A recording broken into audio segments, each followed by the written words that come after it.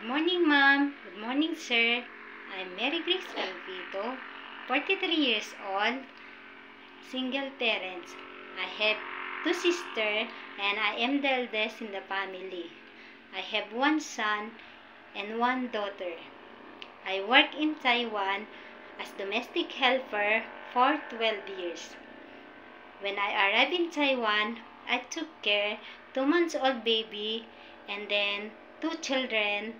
They were 3 years old and 6 years old, total of 3 children for me to take care.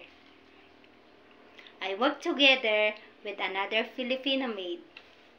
I was assigned to take care 3 children and the other maid was assigned to take care of the house to do cleaning, washing, ironing, and cooking. I want to work in Hong Kong so that I can earn more money to support my family. And I'm willing to learn to take care of kids in Hong Kong, if not the same as in Taiwan. I hope you like me. I'm hardworking, patient, and I love children.